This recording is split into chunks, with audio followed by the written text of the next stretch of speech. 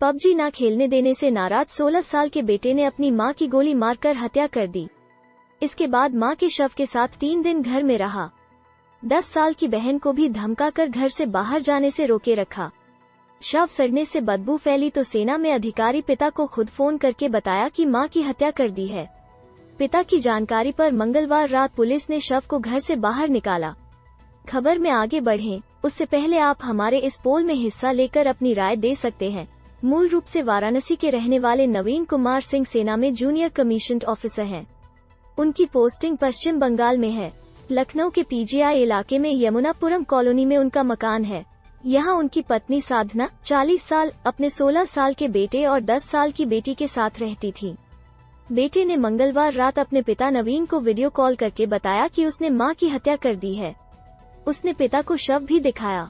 नवीन ने एक रिश्तेदार को फोन करके तत्काल अपने घर भेजा। पुलिस पहुंची तो घर के अंदर के हालात देखकर दंग रह गई। पुलिस का दावा मोबाइल पर गेम खेलने से रोका तो मार डाला। एडीसीपी काशिम आब्दी के मुताबिक बेटा मोबाइल पर गेम खेलने का आदी था, लेकिन साधना उसे गेम खेलने से रोकती थी। शनिवार की रात भी उन्होंने बेटे को गेम खेलने से मना किया। बेटा इससे नाराज हो गया। रात करीब 2 बजे जब साधना गहरी नींद में थी, उसने अलमारी से पिता की पिस्टल निकाली और मां की हत्या कर दी।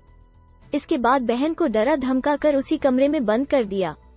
भाई के खौफ से मां की लाश के साथ सोती रही मासूम। पुलिस ने मंगलवार देर रात बाहर का गेट खोला तो घर के अंदर से असहनीय बदबू आ रही थी। पुलिस वाले नाक पर रुमाल रखकर किसी तरह भीतर दाखिल हुए तो बेड पर साधना की सड़ी हुई लाश पड़ी थी। शव इतना सड़ चुका था कि चेहरा पहचान पाना मुश्किल था। उसी कमरे में सिसकियां लेती साधना की 10 साल की बेटी भी थी। पुलिस का दावा है कि बेटे ने बहन के सामने मां को गोली मारी। इससे वो इतनी दहशत में आ गई कि भाई के कहने पर मां की लाश के साथ ही सोती रही। लाश के बगल में पड़ी थी पिस्टल, पूरी मैगजीन खाली थी। पुलिस को साधना के शव के पास नवीन की लाइसेंसी पिस्टल मिली। पिस्टल की मैगजीन पूरी खाली थी। इससे अनुमान लगाया जा रहा है कि बेटे ने मैगजीन की सभी गोलियां मां के ऊपर दाग दी। हालांकि लाश सड़ जाने की वजह से शरीर पर गन शॉट दिखाई नहीं दे रहे थे।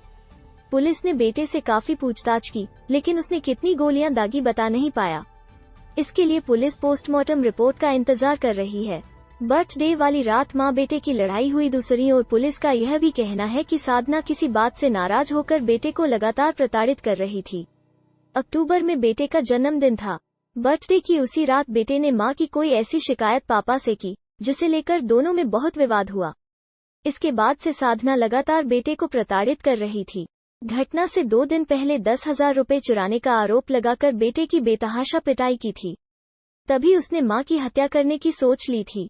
पुलिस का कहना है कि बेटे को मां की किसी आदत से बेहद नफरत थी। इसकी उसने पापा से कई बार शिकायत की। बावजूद इसके मां की हरकत में बदलाव नहीं आया। इसी हरकत से तंग आकर 1 साल पहले वो घर छोड़कर भाग गया था। वो हरकत क्या थी, इस पर पुलिस ने हालांकि कोई बात नहीं बताई है। फिलहाल पुलिस ने बेटे को अपने संरक्षण में लेकर 10 साल की बेटी को नवीन के भाई के सुपुर्द कर दिया है। बैन के बाद भी पबजी लोग खेल रहे। भारत सरकार ने 3 सितंबर 2020 को पबजी को बैन किया था। इसके बाद भी कई अन्य ब्राउज़र से यह गेम खेला जा रहा है। जैसे गेम की एपीके फाइल को फोन पर डाउनलोड किया जाता है। इसके बाद मोबाइल पर सिंपल इंटरनेट से कनेक्ट कर सकते हैं। साथ ही गेम के अपडेट्स को डाउनलोड कर सकते हैं और फिर इस गेम को खेल सकते हैं। पिछले दिनों मध्य प्रदेश में खुलासा हुआ था कि एपीके फाइल के जरिए आसानी से डाउनलोड कर पबजी खेला जा रहा है। कब पबजी ने ली जान।